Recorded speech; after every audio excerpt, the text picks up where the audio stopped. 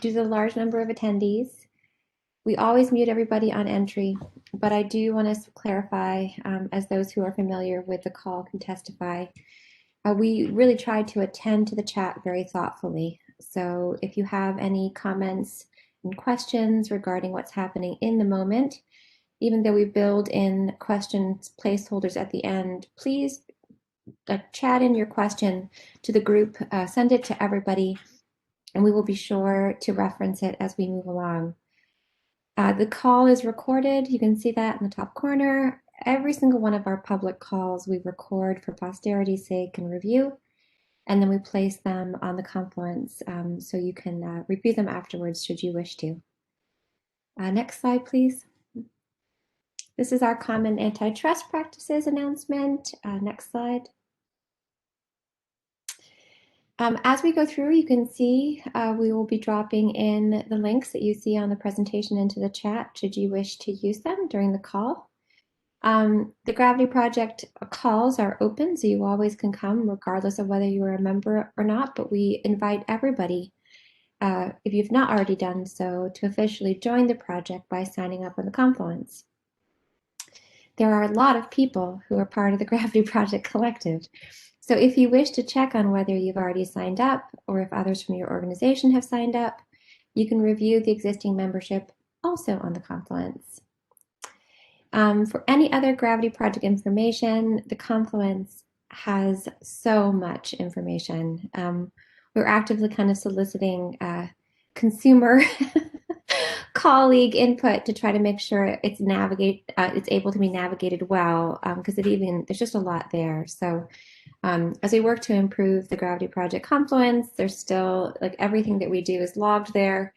I do want to specify that building off some amazing summer sessions with our colleagues at Highmark, we are going forward on a kind of a public face webpage that will come shortly in the next month or so, or the next couple months. Okay. Oh, so I had a question about the upcoming Connectathon hackathons. Don't see any schedule for 2021 in Confluence and wonder if there are more coming up. I'm sure there are. This is Mike. Is Bob on the call? Or Evelyn?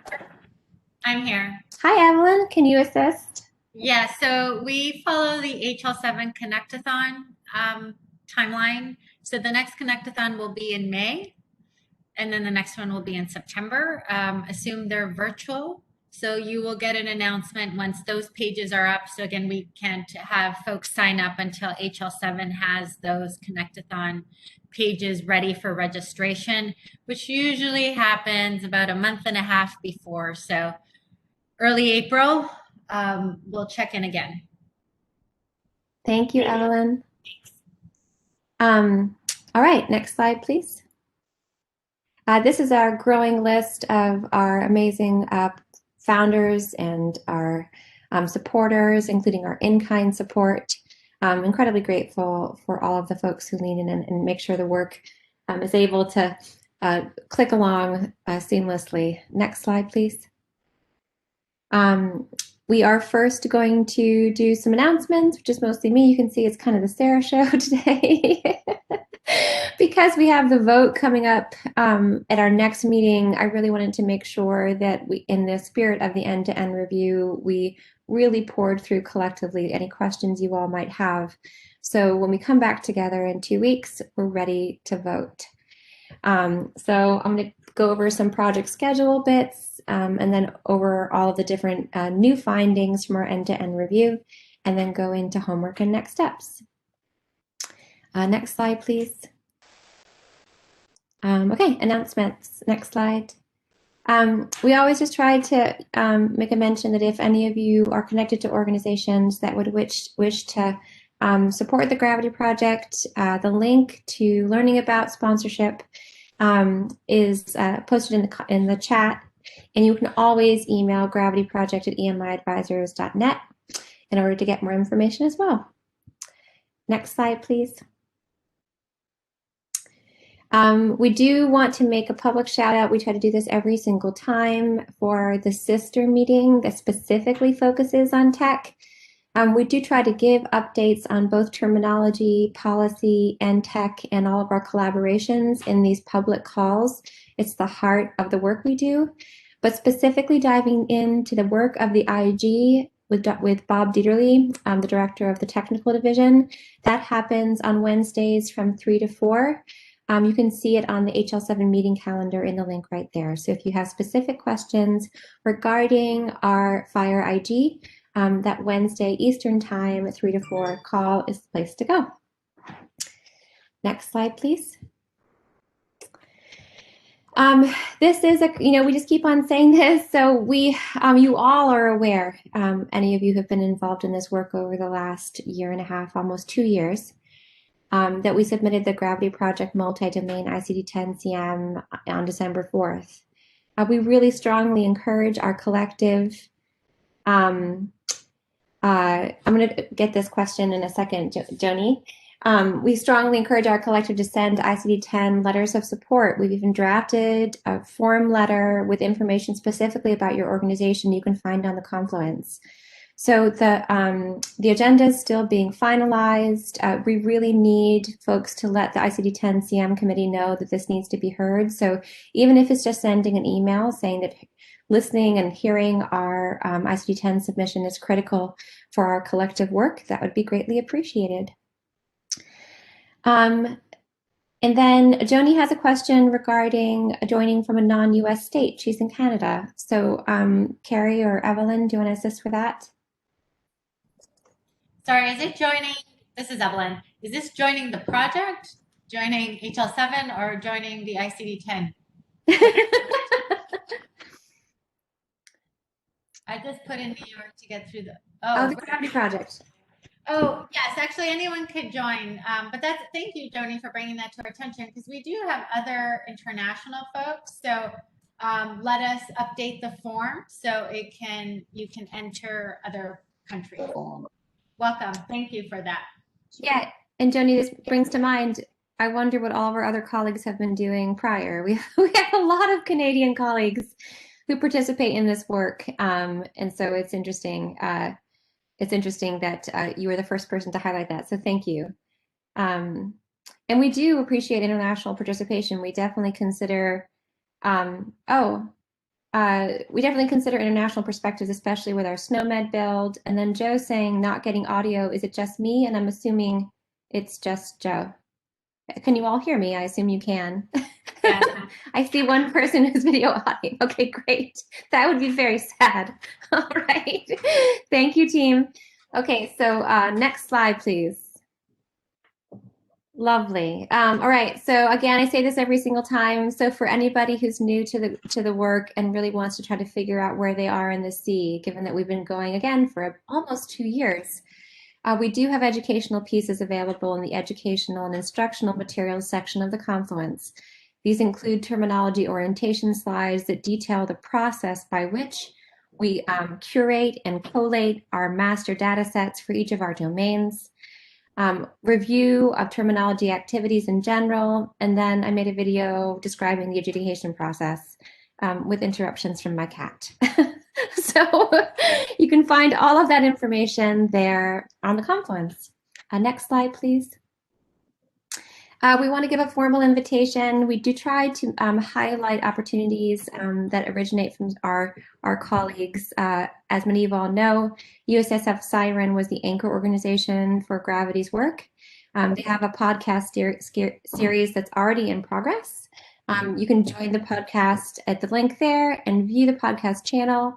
I will be speaking on social determinant screening and state perspectives and risk stratification sometime in March. Looking forward to hearing you all there. Next slide, please. All right, next slide.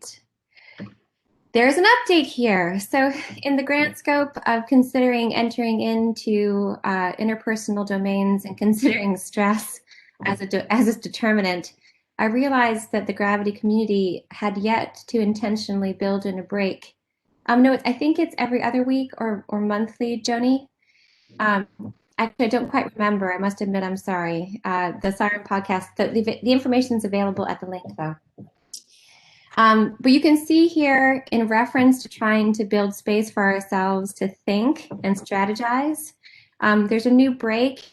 This is not a break for all of the work, it's just a break for the public meetings so that we continue to do and wrap up a lot of our terminology work and terminology development and fine-tuning elements for the Fire IG pilots and doing some strategy work as we consider transitioning into those community domains of food deserts and neighborhood safety. So, and also just because everybody needs to take a break. So we built in this little July break now, and then we'll just turn off the public meetings for that time unless there's specific work group activities that are required from our committees. But we're trying to take care of each other and the community as we collectively do this work. No other changes really. You can see financial insecurity, material hardship have been parsed out as we've talked about in the past. Intimate partner violence is correctly named as Lucy has called to light. We are considering social isolation and stress. I'm again going to mention very clearly that for these domains, we're really focusing right now on collating screening questions and answers and diagnoses. And this is really to get going on the work of the IG. All right, any questions regarding the timeline? Oh, lovely. Yeah, so Joni's answering the question again about the timing of the Connect-a-thon. Fantastic. All right, next slide, please. This is just the map of how we basically intersect with our terminology work and our technical work. Bob and I, although we are separate directors, we collaborate necessarily because the technical work is formed by the content expertise of terminology and the clinical informatics side and vice versa. We try to build with technical requirements in mind to make sure that we don't get ourselves into a box. And so, you know, this model might be in evolve as many of the things in Gravity evolve. We try to revisit it every single time. Next slide, please. Again, we just highlight the use cases. Again, these use cases are expanded. We did talk about changing the wording of that use case number 3 in our last meeting, but for now, these are just staying constant and we're kind of thinking about that use case 3. And then if you do participate in the Fire IG work, you know that in order to really apply these use cases to the specifics of the implementation guide, they're further refined into different subtypes as well. Next slide, please. All right, so this is just an orientation page. This is the goal of the Gravity project and the domains we have. Not entirely all inclusive. Again, we still don't have, yes, Joni, these slides are always on the Confluence. So you can find the whole presentation recorded on the Confluence after the call. Still note, there is no dot for intimate partner violence as Lucy called to light. I haven't put it there yet. You'll see we've been quite busy, so that's still in the works to do. But you haven't forgotten, thank you. I have not. I will never forget. You've heard. It is on my list. All right. Next slide, please. Any questions on what we've done so far? So we realize that there are new folk every single call. So we try to give an orientation of our grounding, our use cases, the great big roadmap, including the intersection of pilots and the IG and the terminology work. If there's no questions, we'll dive into the business of the day.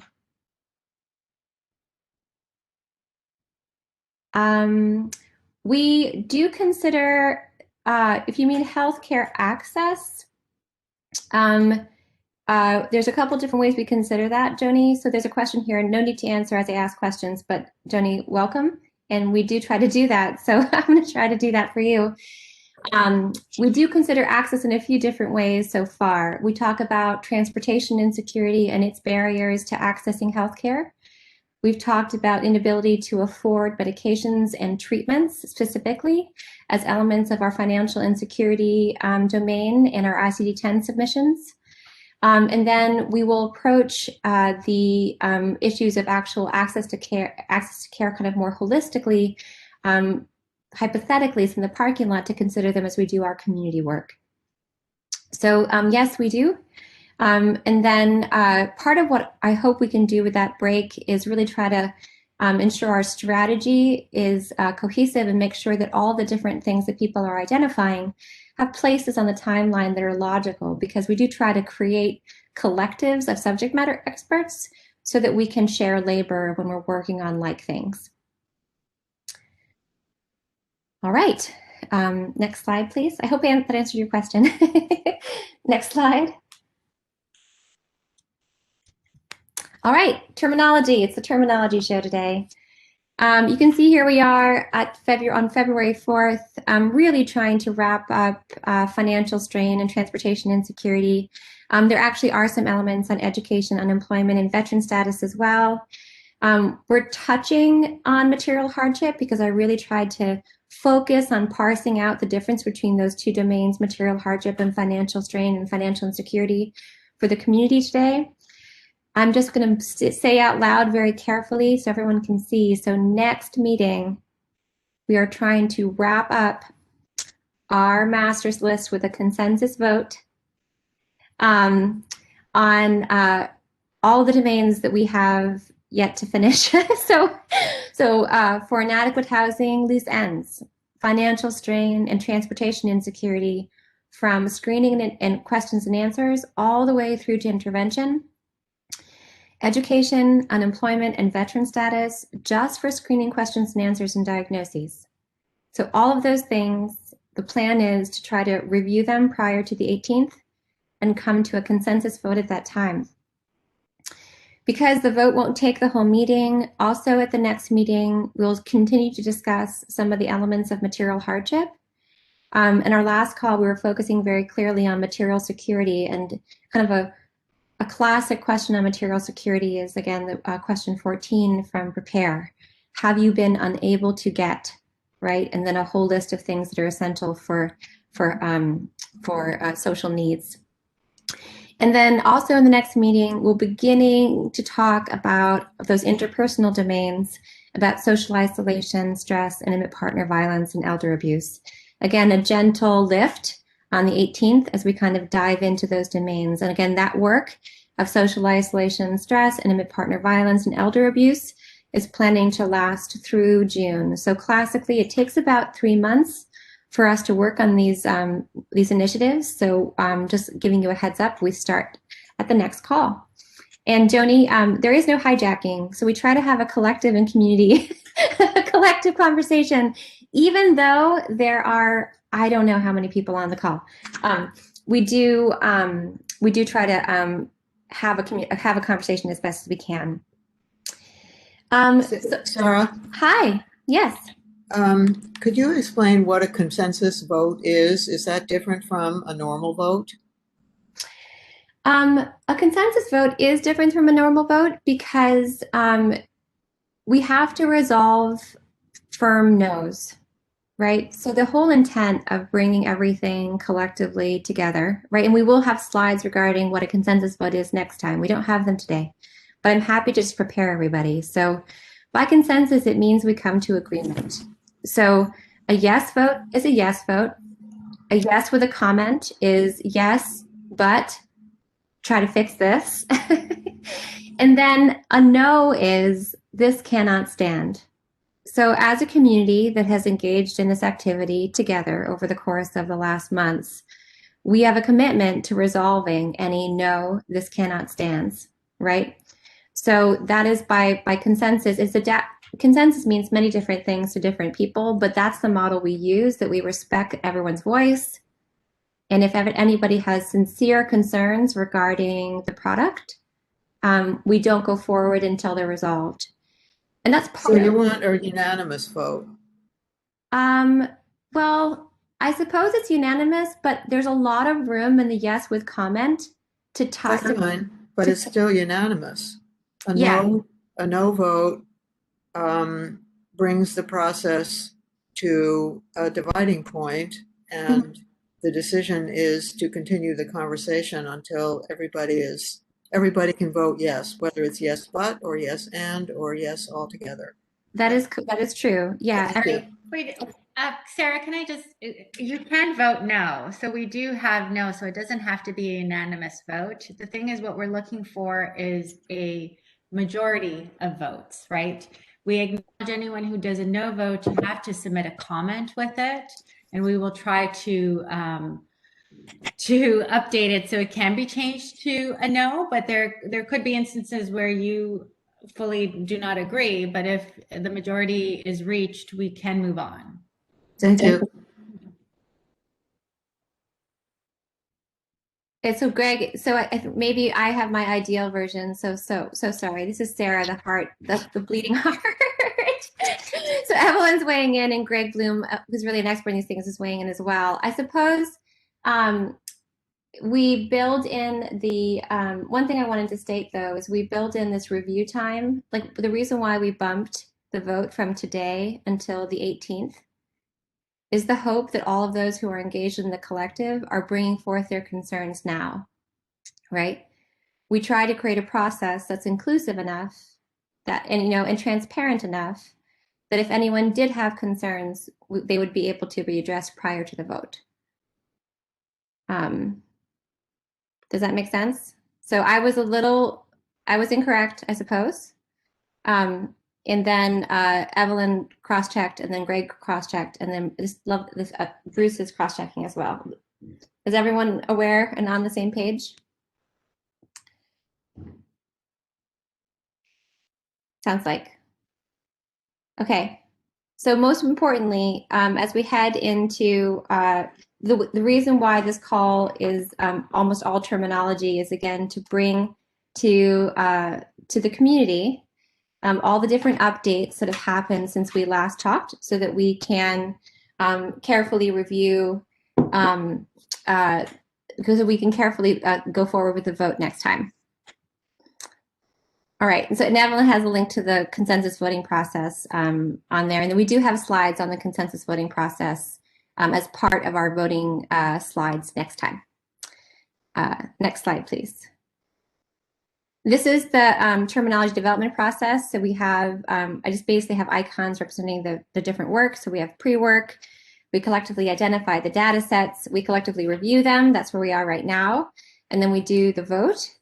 And then we analyze the gaps between existing terminology and what's proposed.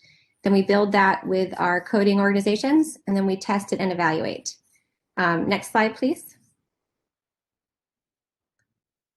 The end-to-end review is a time to step back and consider the whole set and ask questions. And there's really critical questions here that I really want to empower you all with while we do this process together. It's not just are there missing concepts. Yes, are there missing concepts is really important. It's also, are there incorrect concepts that need to be changed? And it's also, are there concepts that are unnecessary and should be removed?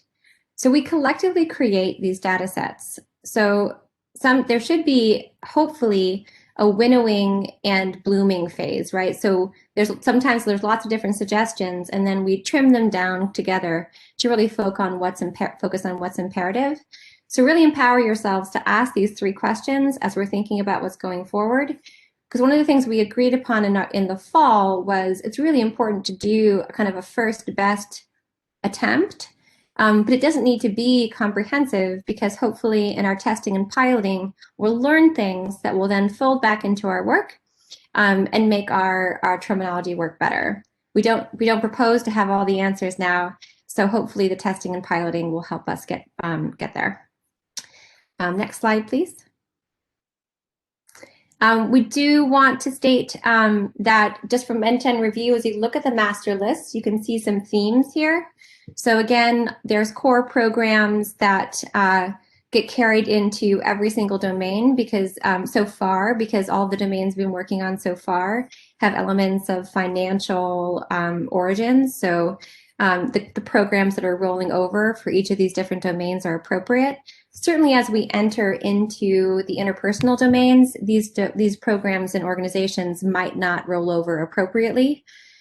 We do want to state that we're still working on the parent concept for Goodwill and St. Vincent de Paul, et cetera, after our conversation at the last call. we're really reaching out specifically to some of our care coordination, case manager, community-based organization colleagues to try to think about a way to get a good parent concept for that is clearly recognizable, but doesn't have the sense of stigma that we encountered and want to honor from the last call. So there's a very a very focused intent to try to get this right. So we're having basically one-on-one interviews trying to figure out how to go forward, and then we'll bring that back to the group. Next slide, please. We also want to specify that if those are the programs or organizations that roll through continuously across the different domains, there's also a structure that we wrap around all of the professions and programs and organizations in order to have at least some consistency in our own approach. So over the summer of, it was 2019 now, we collectively agreed upon some standard bases for our activities. And then we use these to wrap around the different programs, professions, and organizations to have a consistent approach, as I mentioned. Almost all of these are based on existing definitions within terminology standards such as SNOMED-T. There are some novel ones such as coordination, which we mentioned last time, that we had to share, that we had to collectively name. We utilized evidence as we usually do and pulled that out of the literature of AHRQ. Next slide, please. All right, so updates across all the domains. We're starting now, and really just fire in your questions because we really want to make sure that folks have all their questions answered. Next slide, please. I went over this last time, but we did have some changes to the master diagnoses that we're suggesting for SNOMED-CT. Again, just to remind everybody, there's only one inadequate housing ICD-10-CM at this point, and we decided to stick with that. But we are suggesting the different subtypes of inadequate housing being built into SNOMED-CT. Each of these different subtypes align with core questions, whether they be the Nehruziman tool or the American Housing Survey. And each of these core subtypes have specific remediation and methods of addressing them. So they're connected and distinct all the way from the question, all the way to the intervention, which is what let them kind of rise out to be a specific term that we requested. What we changed is that we hadn't yet updated the lack of adequate plumbing from lack of water, and that was a change that was based on the fact that lack of water is actually an environmental finding. And then we just needed to clarify the internal environmental hazard. You'll see these diagnoses, these subdomains actually revisiting in the goals conversation we're having at the end of the call. And so just mark these different things, and then you'll see them revisit when we focus on our goals approach. Next slide, please. Okay, so for transportation insecurity, next slide. So this is just an update. So there, again, as we work on the master list, sometimes we add things, sometimes we take them away. So this, every single time we present what the screening tools are, it's going to be where it stands right now. And so you can see some things have been added and some things have been removed. And so does lack of heat control encompass lack of heat or AC depending on the season? It was lack of temperature control. If we go back, actually, just one step, I can help orient. So Joni, just to orient when it comes to the inadequate housing concepts, what we decided to do very carefully was create the substandard root for those concepts, because what is adequate will depend on the region that you live in.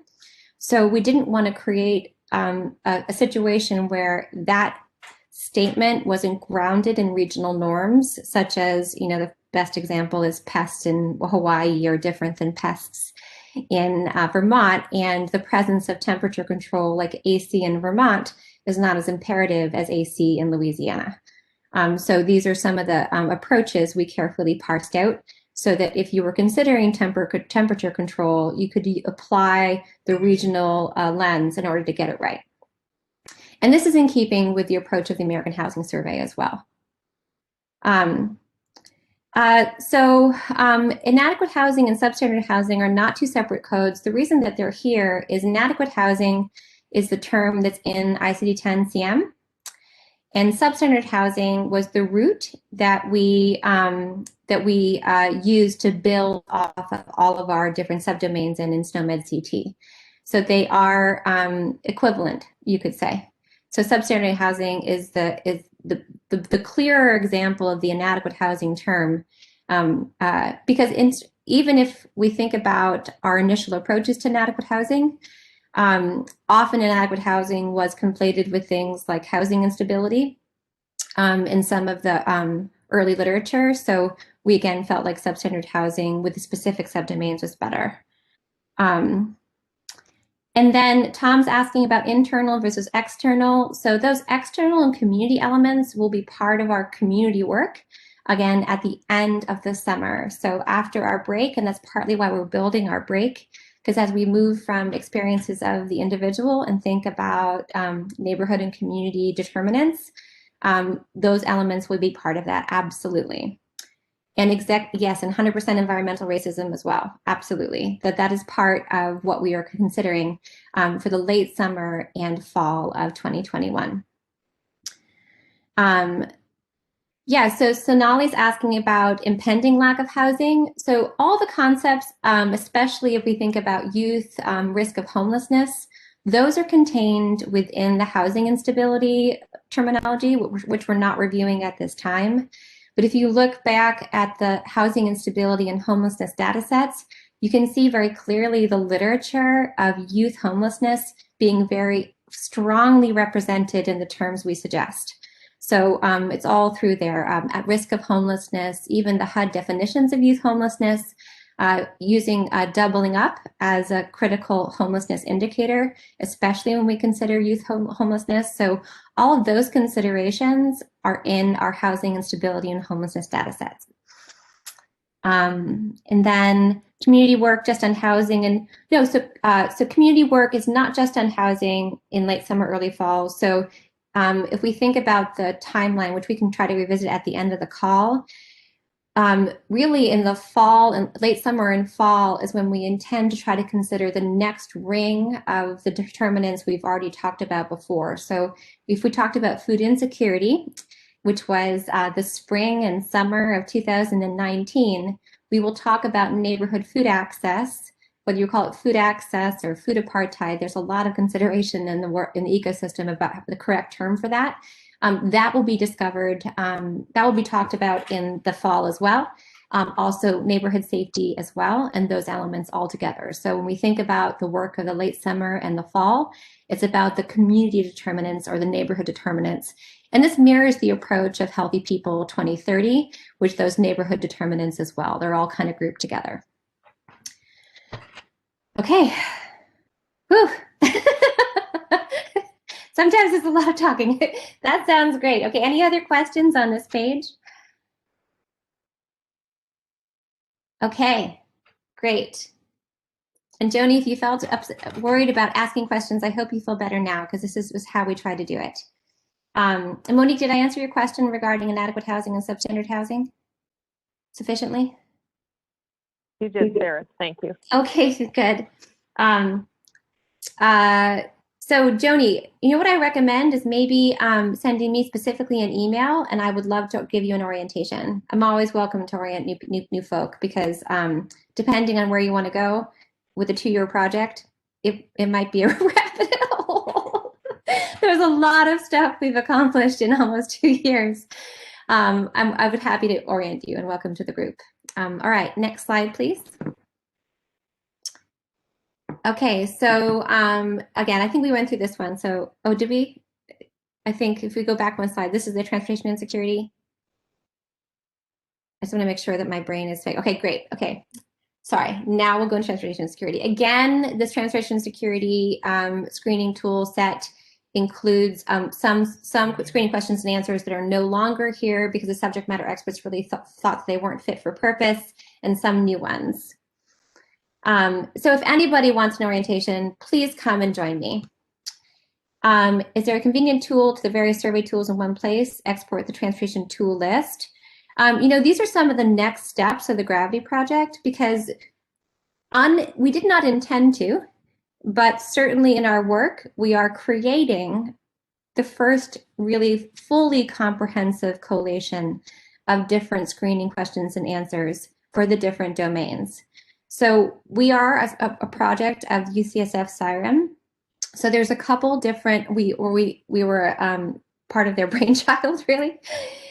So there's a couple different references at the UCSF Siren that are already in existence. One, the Compendium of Medical Social Data, which really was the base of the Gravity Project. I worked on that with UCSF Siren and a medical student at the time.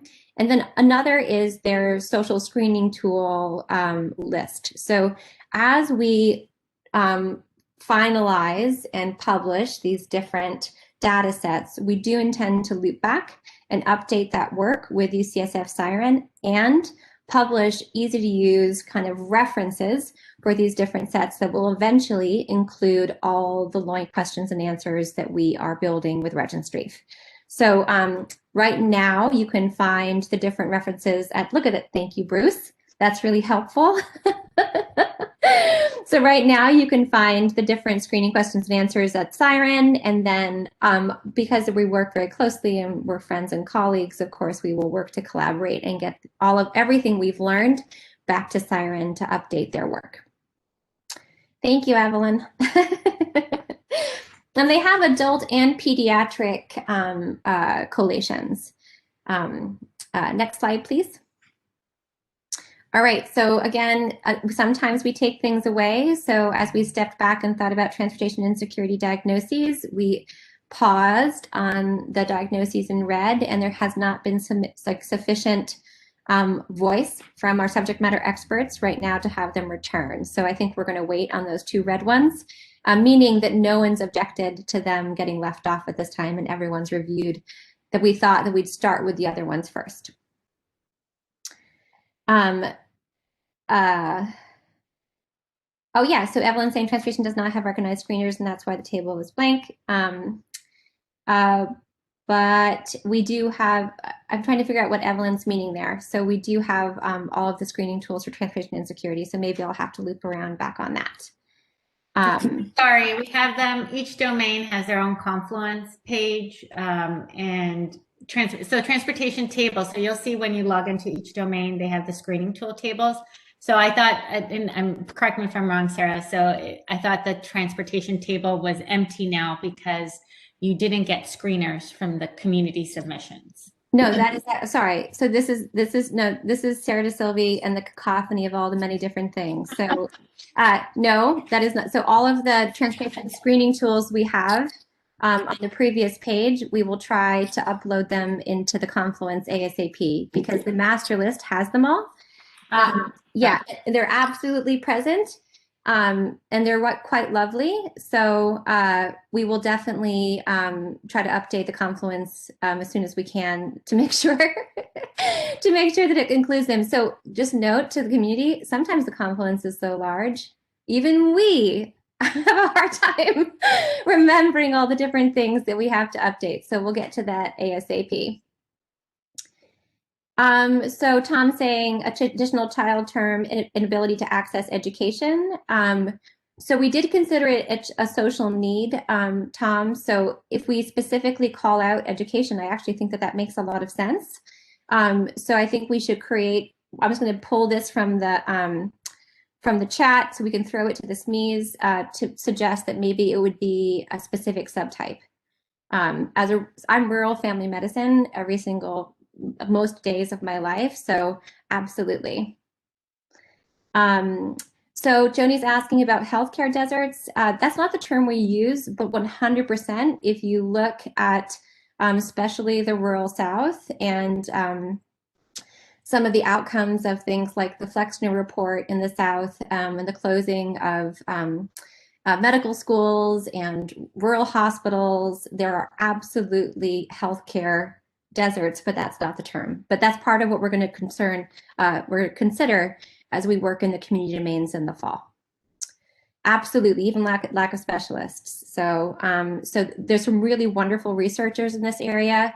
Dr. Ariana Planey is one of my favorite at UNC. So absolutely, we'll be considering those community determinants when we consider the community work in the future. Next slide, please. All right, so again, here are our transportation insecurity programs. And then Monique, I meant to update the slide, I did not, so it's programs and organizations and professions. So this is an inclusive slide, but it just has the programs in the title. So you can see we have gas vouchers and elderly and disabled transportation programs and paratransit programs. I do want to specify that part of our work is defining things. We try to define all of our elements, especially in the intervention space, in partnership with our colleagues at 211, because we want to make sure that we communicate consistently across, from medical spaces into social spaces. But I also want to say sometimes our job is to create parent concepts that group different things together, because the healthcare space might not need the granularity that's in the social ecosystem. So we create a parent concept and then say includes but not limited to, and then a bunch of other programs.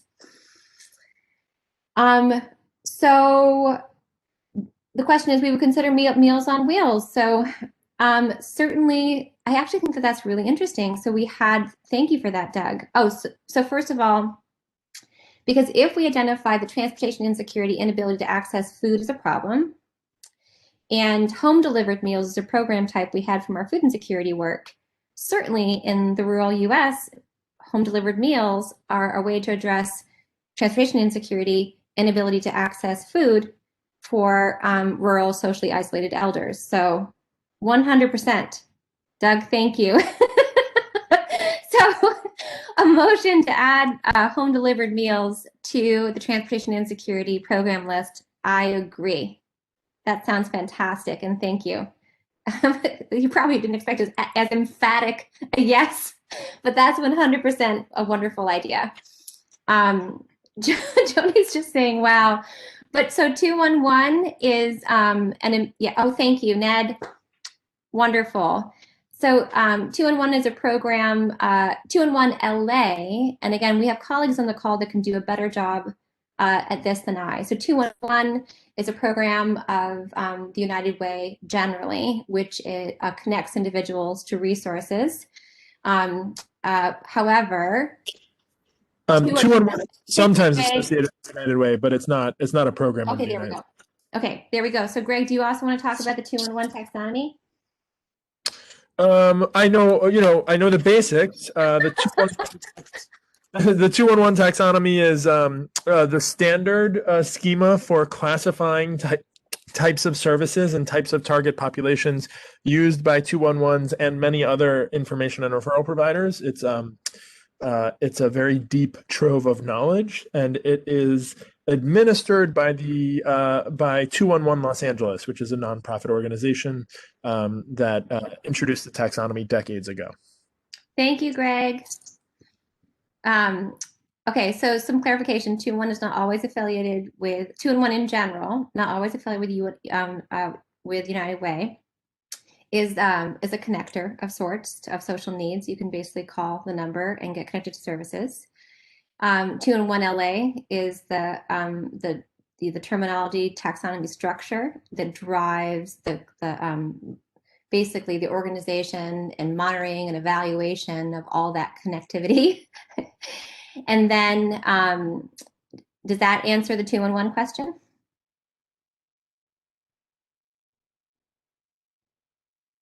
Okay, great. Okay, great. So United Way founded 211, then spun it off into regional orgs. Regional 211s received some funding from United Way, but each is an independent nonprofit org. Ned, thank you. We have so many lovely colleagues in this work. And I do want to mention a specific shout out to our friends at 211 San Diego, who really help us make sure that we're aligned. So I just want to answer, would Meals on Wheels be transportation insecurity or food insecurity? We do recognize that these the social needs and social determinants are interconnected. So if with a socially isolated individual, it might be both, right? But certainly something like home delivered meals could exist as an intervention in this space and also exist as an intervention in the food insecurity space. And then, so I think I just answered the question in two different ways. So hopefully that's helpful. So interventions, given the complexity of humans and human needs, right? Sometimes an intervention for a specific thing address multiple needs, especially when they're economically driven, right? So connecting an individual to like school meals, a family, might make them able to pay their rent, right? So we just have to think about humans, and this is where some of the care management, social work evaluation perspectives, such as the Camden Coalition, of course, there's visionaries in this, and the work, especially like of care coordination and care management and FQHCs, they do such a good job of figuring out kind of the ecosystem of the person and how to go forward. Lovely. Okay, next slide. Any questions? There's Lucy's brain cloud. All right, next slide. Any questions? So we've covered inadequate housing updates. We've covered transportation insecurity updates. We've covered concepts such as, incidentally, such as 211 and 211 LA, the taxonomy from 211 LA. Wonderful. And Greg is offering his 211 in Canada insight there. Okay, next slide. Financial insecurity updates. Next slide. I just want to remind folks again, initially when we started this work, we proposed addressing financial strain. I think it was in the spring of 2019. I don't remember when that one came up. It was just financial strain. And then when we started working with our subject matter experts, as we've talked about before, they kind of demanded that we focus instead and flip it into financial insecurity, but also build space like a mandatory parking lot is what they basically forced. Like, this is not the same thing as financial insecurity, but we can't go forward unless we talk about material hardship. So we have created basically financial strain domain, created two separate domains that we are dealing with collectively over the course of the next months. And then, so I think my question was buried above, is the intent to map all of these measures to health outcomes. So Tim, I think the intent is to create the terminology to enable the study on social risk health outcomes. So yes, so this is part of why UCSF Siren was so invested in this work, is, as I think we've talked about this before, as states such as Oregon tried to have a food insecurity measure, or as Massachusetts undertakes homelessness, or as we think about the work coming out of the Accountable Health Communities Project and CMMI, or we try to develop food insecurity quality measures with NQF. We're limited by data, right? The terminology to name what we see. So absolutely part of our goal, and that was in that kind of that use case 3, is to enable the evaluation of our interventions and link them to health outcomes. That's the goal. But the meta goal, it's not necessarily within Gravity's scope to do that work, but we are here to enable the terminology and the data and the interoperability to collectively achieve that work. And then, so, okay, and then Tim, does that answer your, okay, great. And then kind of get it, but to clarify, could the strategy fall over things like telehealth, socialization support, that they would be included in transportation and security like Meals on Wheels would be? So I think the idea, I think whenever it's clear, that aha you saw me have with Doug and Meals on Wheels is specifically a very logical intervention for a subtype of transportation insecurity. So wherever that applies, you can imagine the interventions carrying across sets. I think we'll have to figure out, it's the different examples of them playing out, but we already see that, for instance, with financial insecurity, because it's so meta, so many of the interventions we have in other domains apply. So an intervention from food insecurity could absolutely be something that would help one's bottom line. So we don't include them unless there's a logical correlation, but we always consider how these things are interrelated, and I'm very grateful Doug called that to light. And then Monique is asked, can material hardship cause financial insecurity? So as defined, I did not include the definition here. So material hardship is the absence of a thing that you need. So I don't know if financial insecurity can definitely cause material hardship, because if you cannot obtain it because you cannot afford it, that's 100% something that we consider. And John Snyder, those crossover concepts may need to be remodeled in SNOMED as well to identify additional parent concepts in order for the terminology to function appropriately. John, thank you, a SNOMED author for NLM. 100% true, and this is what Monique tries to keep me in line with. So we are going to have to consider how all these things that we suggest sort into the terminologies that we desire them to be sorted in. This is where we come back. So the first test is what we feel like should be, and then that build section on our work is actually a lot of labor, and John is a very good colleague in that work, as we try to actually sort the concepts we desire into the existing structure of the terminologies they're getting built into, whether it be SNOMED CT or ICD-10 CM. Less so with LOINC, because LOINC is fairly straightforward, but John noted. Okay. Monique is asking, financial strain would not be the supertype and the subtype. Monique, can you clarify? So financial strain is a type of financial insecurity. Does that, and not, yes. So it's not the initial overarching concept that's shown here of financial strain, which was being considered to be the parent of financial insecurity and material hardship, is no longer over financial insecurity if it's also a subtype of it, correct? Yeah, so I have to make another dotted line or disconnect that line altogether. Right. Yes, Okay. 100%. And Joni's agreeing. So yes, Sarah DeSilvi, yeah, 100%. I will do that. Or I'll just retire this slide because it can be confusing, but it does demonstrate the process. Yeah. And then Sarah, I think we'd probably, I was going to save this for another time, but as long as I'm on, I think we probably, concepts under financial insecurity, and maybe John touched on this already, like debt.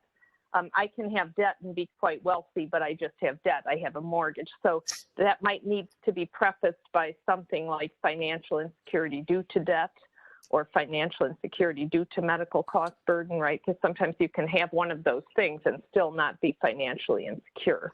Yes, 100%. And that is a main directive of the term that the SMEs and I have a meeting tomorrow at 8 p.m. to have them try to nail that down, because debt burden is a very appropriate concept, but they just need to finalize and agree upon the definition.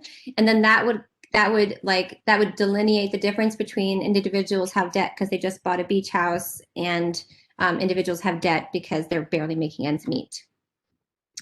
Yeah. Okay. 100%. Yeah. And then, and yes, I will fix the model. And then, Ned's asking if there's going to be a different parent for lack of digital internet access due to unavailability.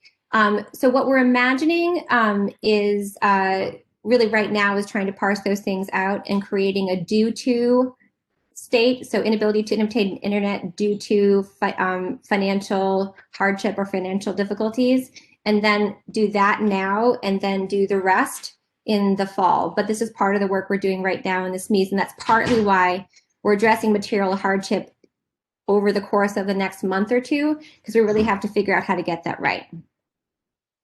And it's why we're not just rushing and getting it all done now. We have to kind of sort this through. So we're building space for this conversation, and we'll have it over the next couple months.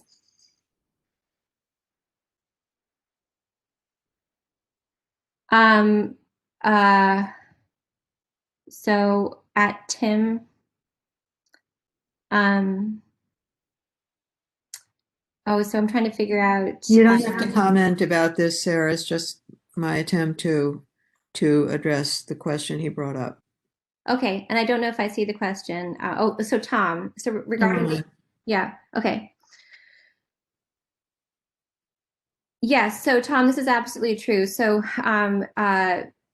we try to sort, we do our best to kind of sort things out, but we understand the complexities of doing that. So absolutely, the human in front of me is complex, and it definitely crosses domains in order to address their needs. So it's not as linear. We'll create a standard, and then the standard will meet people, and then we'll test it, and then we'll come back and see how it works. All right. I think so. I have a lot of work to do in this slide, or I need to retire it. But it did show this the evolution of our thought process. Okay, next slide, please. All right, so here are the definitions, which I should have had at the beginning. So we have hardship is the lack of socially perceived basic physical necessities, and financial insecurity is that met a parent. Next slide, please. And here's the Venn diagram where they often coexist, but they're not interrelated, where you can have an absence of thing that's not due to financial insecurity. And financial insecurity can lead to having an absence of things. Next slide, please. I tried to parse out, for the sake of the community, the different screening tools we have and how they relate to those two different concepts. So coming soon will be a parsed master list, which has financial insecurity screening questions and answers, and material hardship questions and answers. So just as a rough first stab, this is the work we're doing with the subject matter experts. This is kind of how they sort right now. So Doug, is how we treat a person who's become chronically ill and cannot work and runs into financial insecurity. So actually, if we look at the interventions, there's some options that are specifically related to that concern. If you mean from the screening questions and answers would capture them, and then the interventions would address their needs ideally, and then. So considering health status, we had this conversation on the last call, I think. So that's part of the literature to come and the studies to come based on the language we are creating. So certainly that's my daily beat, again, in rural family med. But not necessarily Gravity's directive, but we are directly involved in considering things like quality measures, which do relate to health status and health outcomes. Next slide, please. All right, so you can see here, so initial sorting the C as we collaborated with our friends at 2-in-1 San Diego to try to create a map of appropriate interventions. You can see there are interventions that relate to different domains here. So when it comes to financial insecurity, the intervention might be helping somebody find a better job. It might be helping somebody, afford their medications. It might be temporary financial assistance. It might be signing them up for EITC. It might be connecting them with SNAP. It might be connecting them with a disability or veterans benefits or WIC or unemployment benefits. So retraining and education are definitely part of the employment domain. And I think that that's under the job development employment program type right now, so far.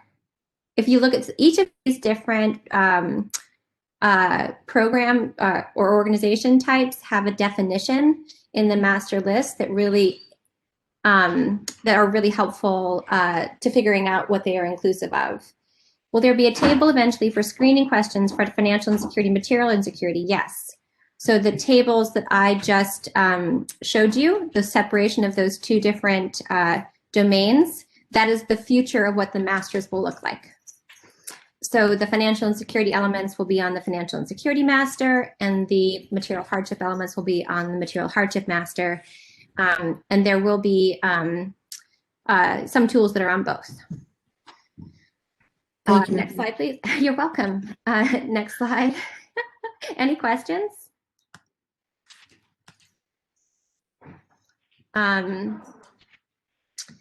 Consider adding private assistance. EV, most utility companies have programs to assist customers, also low-cost internet often. Okay, so I think what we'll do is we'll take that one and see if there's a meta term for it. Just note to self, private assistance. My friends here are listening on the call too. You're right, they do have, most utilities have independent kind of grant programs. But these are often required as a condition of being a utility, right? It's not like they, at least in my observation, so I'm making a biased statement here. They don't do this to be virtuous. They do this because public utility commissions require it. So our terminology here, based on my very limited experience, needs to take account of this. This isn't charity. This is meeting publicly specified requirements. Yeah, so I think we do try to be really thoughtful in our naming and definitions of things, and I'm really grateful. So when we take that concept, we'll ensure that the definition includes that directive, right? So the origin of those funds is clearly stated. Is that helpful, Lucy? Yes, thank you. Okay. So Hasna always has really amazing examples.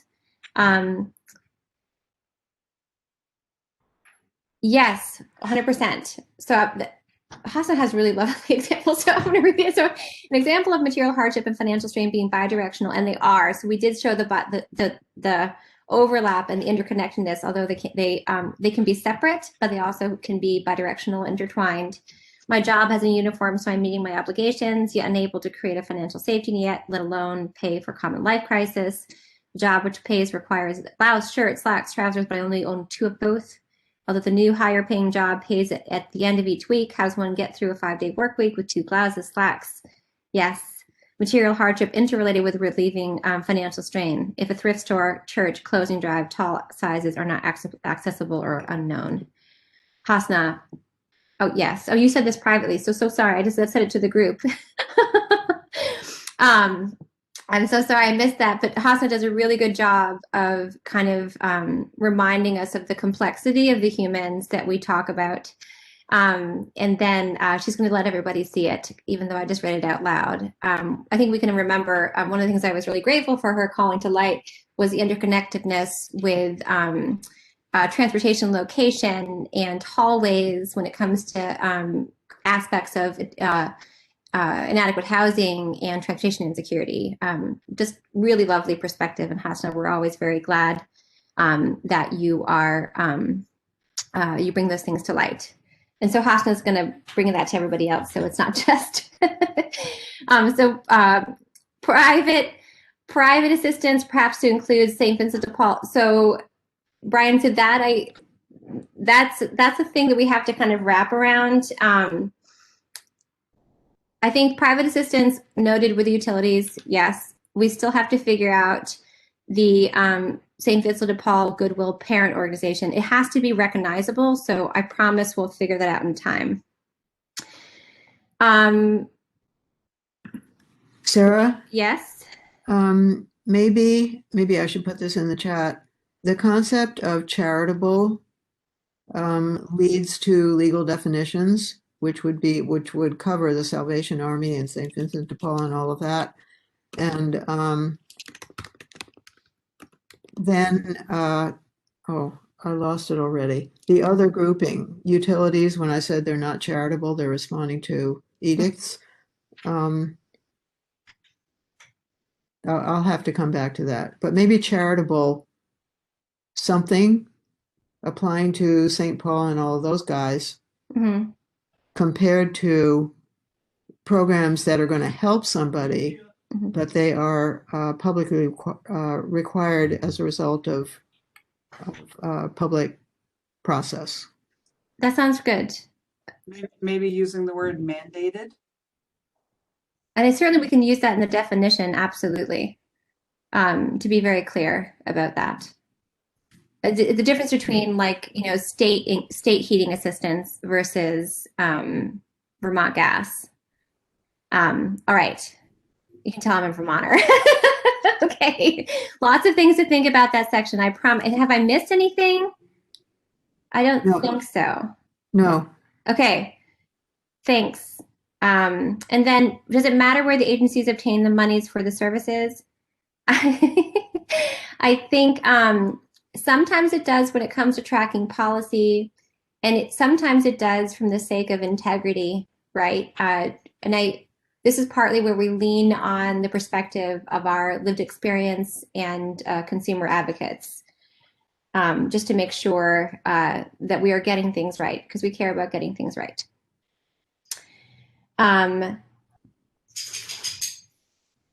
So disability, I think I might have missed a disability thing. I'll try to keep on going. If someone can help me, that'd be great. I have a couple really important things to cover before the end of our call, though. Oh my Lord, who knew?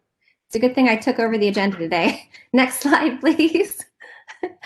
Demographics. Next slide.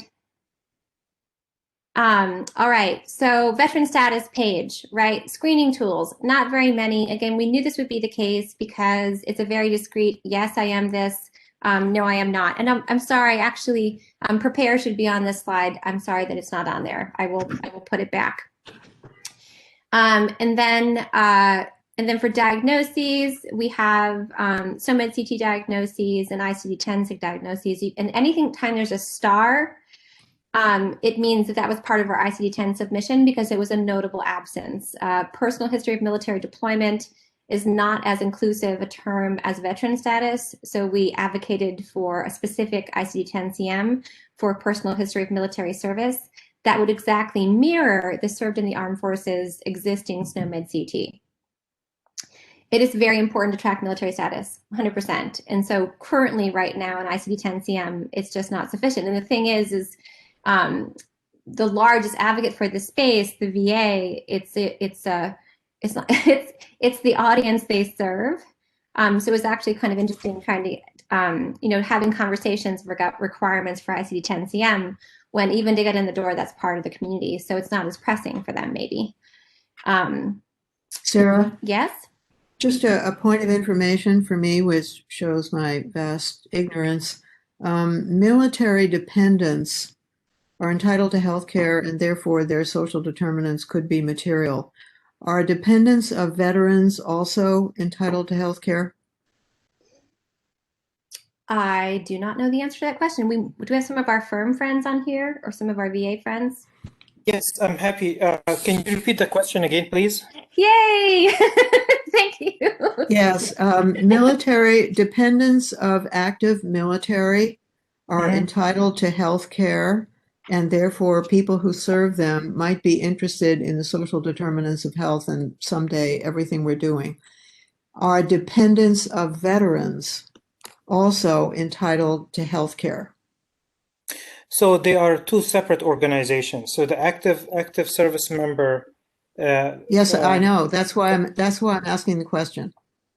Yeah, no, they are two different. There is a TRICARE, totally different way of ensuring them, and the access is absolutely totally different. What's important for us for social determinant of health from an active service member, and I have been experiencing this a lot, is the exposure, the location, where do they serve, if there is an exposure. This is a very big gap in the data collection, and I think would do a great deal of help if we can discuss what would be the standard to collect the address and the location, city, country where they had certain exposure. Even if we don't collect the exposure, but by knowing and tracing where did they stayed in specific physical location, we can track a lot of things. Over. I wonder if we can consider that partly within our work in the environmental work. Yes. Yeah, noted. Yes. Yes. Yeah, enthusiastically, yes, and thank you. So, Charles, thank you so much for speaking up. We're so lucky and grateful to have our federal colleagues as part of this work. Lucy, I could just say, can someone smarter than me answer? And then, okay, so Lynn's answered this question as well. And then, okay, there's a lot of different ideas here. Okay. So yeah, so looking forward to that community work, as we know, that's critical for conceptualizing social determinants of health. Okay, next slide. Whew. Sarah? Yeah, hi. Hi, if we can go back to that last slide. Yes, And I don't know, again, if this is the forum for this, but with respect to, the general thing that we're trying to represent, which is the finding that someone is a military veteran. I think we'll have to work with SNOMED again, because some of these terms that we have here currently from SNOMED, like left military service, that as its subtypes has mostly the types of things like deserted or was kicked out or left out on their, and it may not mean what we think it's intended to mean, or it may be somewhat ambiguous. And, maybe served in armed forces, which has a past tense, implies that they're no longer serving. But I think we'll have to be work to find, something that's clear so there's no confusion as to what we're stating if we put one of these terms in a record. That sounds, yeah. And I think, yes. So Monique, this is something you're actually particularly excellent at, and we're very grateful for you and AMA in general. And then the interesting thing is, so we've made it slightly clearer, but there's still work to be done, right? Yeah. So oftentimes we can't necessarily throw the baby out with the bathwater, so we include things that aren't necessarily very semantically clear, but are already in the ecosystem. When we made a firm case with the ICD-10-CM because it was clear that it excluded a whole set of people that were important for the set, right? So I hear you there. Yeah, and I find the ICD submission pretty clear, the one that you submitted there, and I think we'll have to work, the personal history of military service that's clear. So yes, we'll have to. Yeah, that was the one we made ourselves, so we got to say it just as we wished. Okay. All right, so there's a whole bunch going on in the chat. I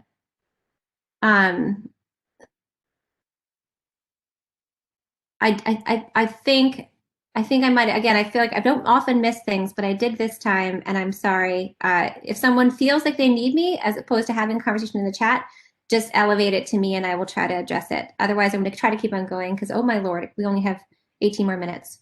Next slide, please. This is the same thing again for education. One thing I wanted to note, we don't have to go backwards. For veteran status, in every instance, we are trying to include the US federal approaches to the thing. So if there's a standard way of asking in the US Census or in and therefore in the American Housing Survey, that is part of our ask, right? So you can see here actually that we need to put the education one on here as well. For screening tools, we have AAFP, Children's Health Watch, FNX, NANES, Prepare, WeCare, and Upstream Risk Screening Tool. You can see the same thing for the less than a high school diploma. As far as we can tell, this is novel across the ecosystems. We did a fairly robust search, and maybe John or Monique or someone wiser than I can help me see if I'm missing something. Because they include educated too, as you can see, the positive state, but not the just, right? Not the tried to but missed it. So this is our ICD-10-CM submission, building off the literature of having less than a high school diploma, and you can see that starred there. Again, just screening questions and answers and diagnoses. Lots of opportunity to flesh out the details of military service, deployment, related trauma. Yes, again, very incredibly apropos example of the intersecting complex nature of humans, right? So we speak about things quite distinctly by domain in this work, but when the human's in front of us, it's a lot more complex. All these different things interrelate. Next slide, please.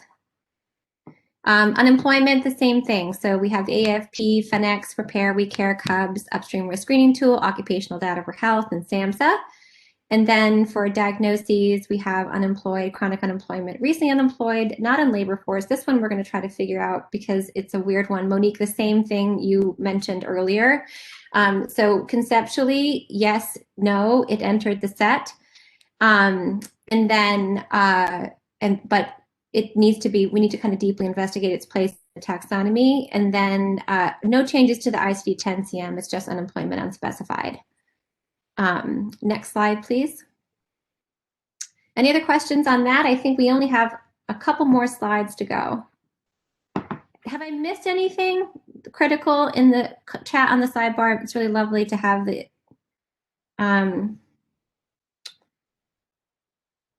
so Doug is asking, how do we look at National Guard deployments? I believe that qualifies as, if I'd have to reference the questions, Doug. If Charles is still on, maybe he can answer that question.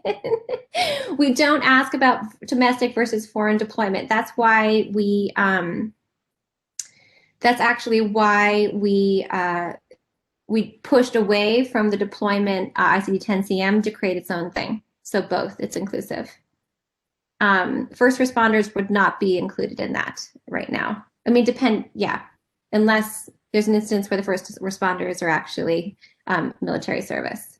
If I may inject something about National Guard, is it okay? Yes, please, I called you. That would be great. Thanks, Charles. Okay, so absolutely. So the difference between National Guard and active service member is, and I did a study about on this. National Guard are influenced highly with the environment they live in, and mostly the environment they live in is the civilian environment, like county and city and the state they live in. Deployment is a different story, of course, and we have to make the distinction. Active service member, they move a lot, and again, tracking or having a standard for tracking their address is something that that is not standardized. So I just want to make the distinction between the two populations. Deployment would be the same, National Guard and active service member, in terms of where they deployed and all the stuff. Again, and they fall under the same circumstances. But I just want to be mindful of National Guard tend to be classified as more close to the civilian versus active service member. Over. Was that helpful? And again, I'll review the questions again in the screening questions and answers set, and just ensure that our methodology, we're using, if you look in the questions, we're using questions from the VA Community Toolkit, which are just, it's so lovely, and the US Census and FENEX. So pretty standard national questions and answers. So forgive me for not, and thank you, Charles, that was very helpful. So Joni, I think we can consider that first responders might be a special population that we want to consider as a separate, we have a thing called PARC, which means it matters. We need to consider it, but it's not part of this domain. So consider that in PARC. All right, there's a separate list of benefits for children, spouses, and in some instances parents. It could fall under all of those things, yeah, especially, yes, especially if there's a traumatic event. And then there's certainly other DSM-5 diagnoses that would encompass that. Exactly. I think, yes, exactly. This is why I'm bringing up the DSM-5. So Tom's saying perhaps a domain related to trauma. Okay, let's see if we can get through goals. Next slide, please. Goals, consensus. Okay, next slide. So again, just presenting again our kind of initial gravity approach to goals. We recognize an opportunity and nearly a need to really make sure that all of our work on goals was aligned with other HL7 and international and interoperability work toward goals. We also recognize that some of our initial attempts at goals were not necessarily stated in goal language, which is this desired state. We had suggested basically terminology early in our work that was more about like procedures, like accessing things or doing things, as opposed to the place you want to arrive. So in the fall, we paused our goals development and started meeting with the HL7 patient care work group. We've been talking with other members of the HL7 community. We've been talking with social workers and care managers and care navigators and folks all across the ecosystem. We've been referencing the work of NCQA and care management and goal setting within the patient-centered medical home initiative. So much work on trying to figure out alignment on goals. It brought to mind, of course, something we've been talking about for some time about the intersection between social risk and protective factors, because as we work to create goal terminology, it can resemble, in some instances, terminology for a protective factor or a positive statement. We did want to make sure to, a colleague of ours from Washington just wanted to make sure it was clear that if you don't qualify as having a risk, it does not mean that you have the protective factor. So just want to state that very clearly. So these are just kind of, this is the orientation, and I'm going to see if, oh, it looks like there's still a conversation going on. If you need me, I'm here. Okay, next slide. So in trying to figure out what could be standardized, right, because that's our goal, and what is possibly just person specific, we created a schema basically. So there's the problem you're working on, the problem for the person, right? And then there's these meta goals, right, which could be equivalent to protective factors, right? So problem, food insecurity, meta goal, food security. Protective factor could be that I am food secure, right? And then, but then when we consider the work of actually goal setting, like if we think about SMART goals, if we think about goal setting and barrier assessment from a patient-centered medical home perspective or a social work perspective, those really tend to be person specific, like I'm going to do this thing. So we brought this out into an inadequate housing example. So your problem statement is substandard housing due to inability to prepare food. We imagine a meta goal is housing has resources for food preparation and storage. And I think I slightly changed this in the next slide.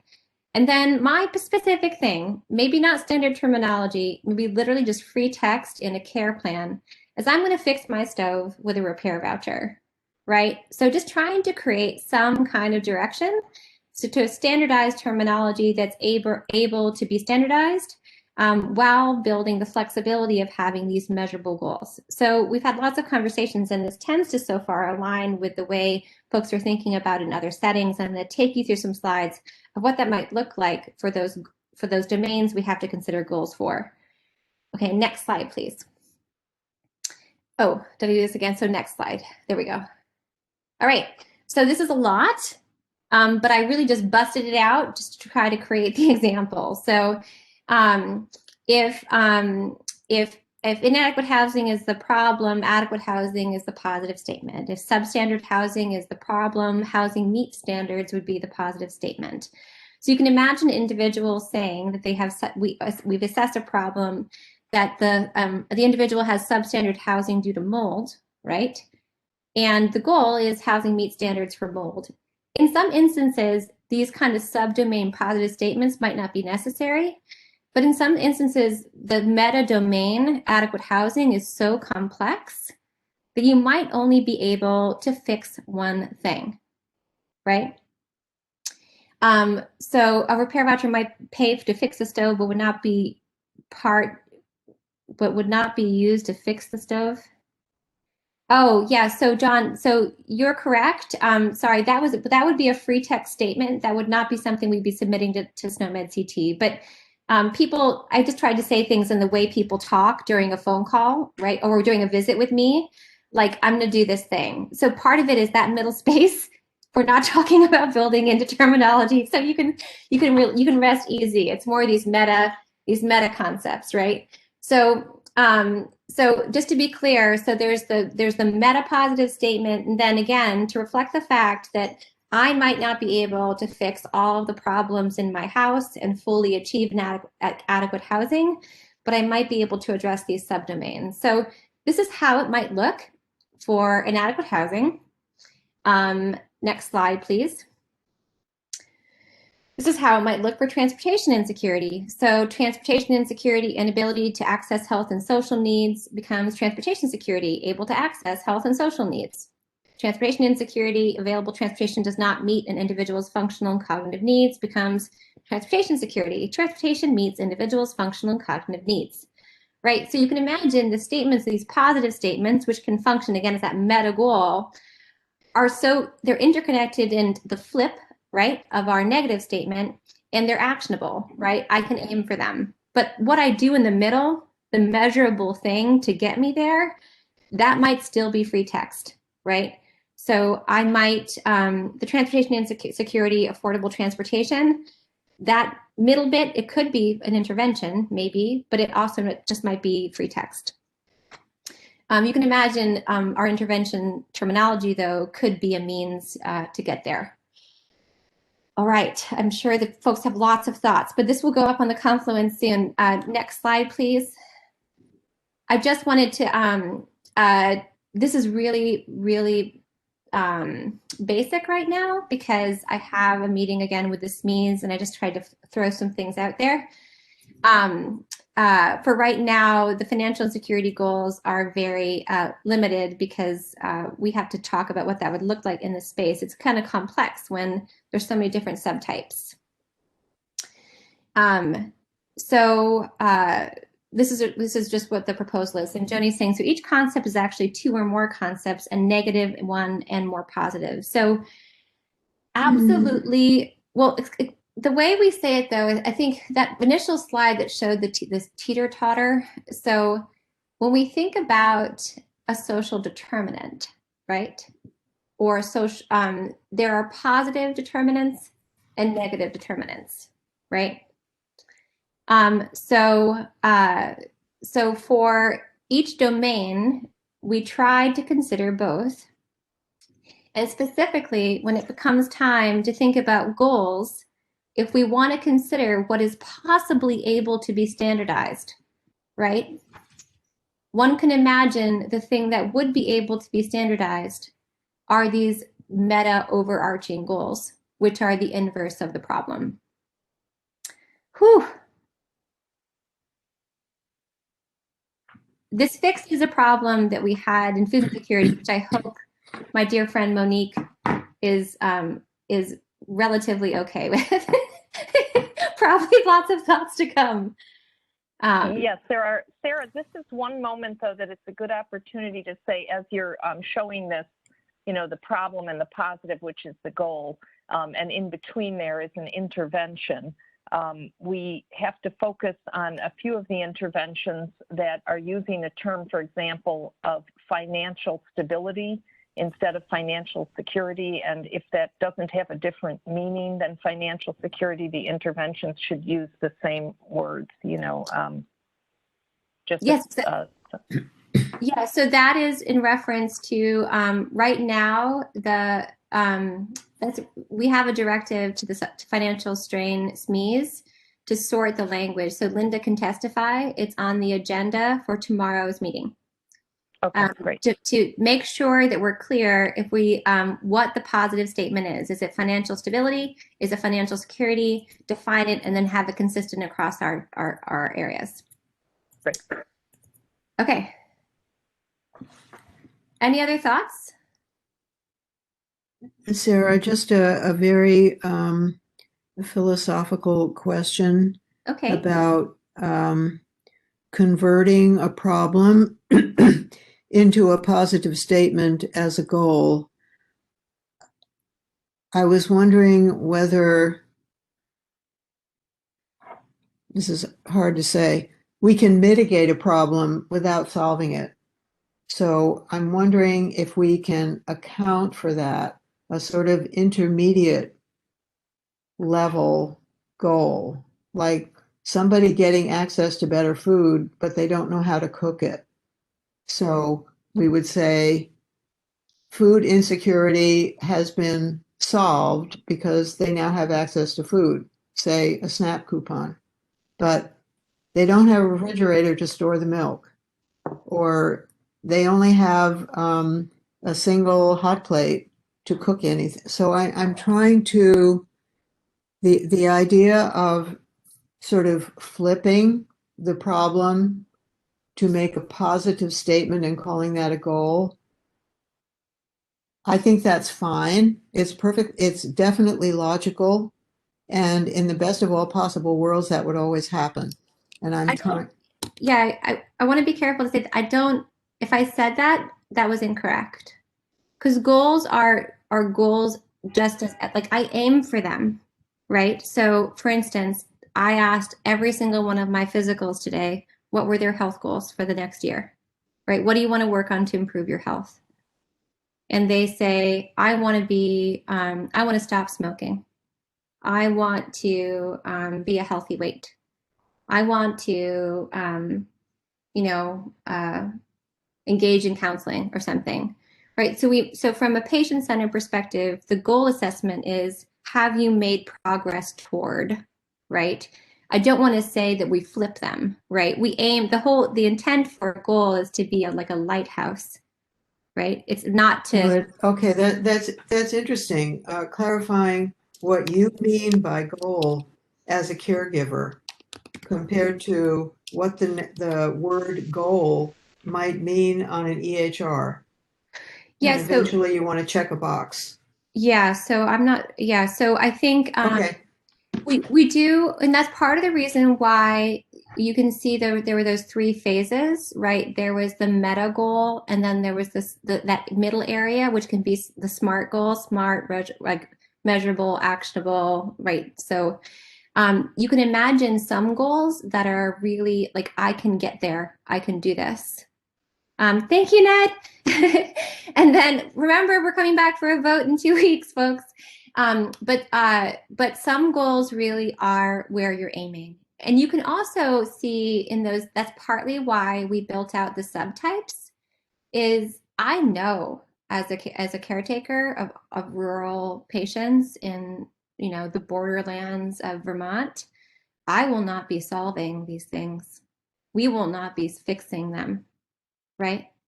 We work toward better futures together for my patients, right?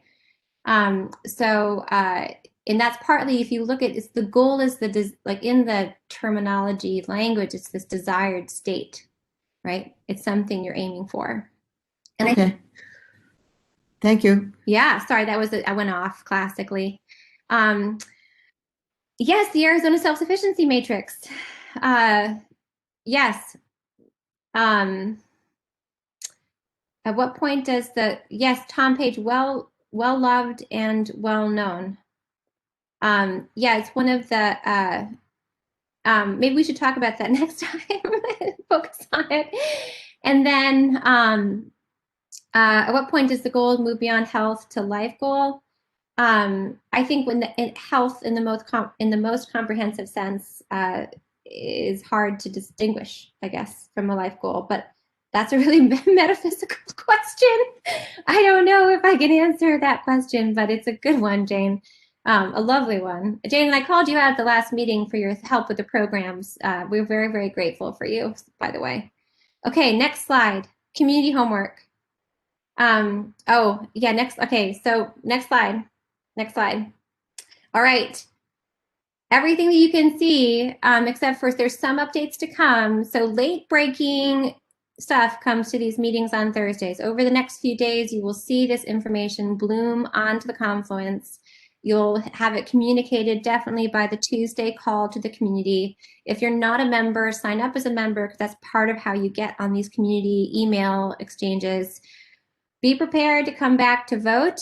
So my pie in the sky, everyone agrees, form of consensus voting is not the way.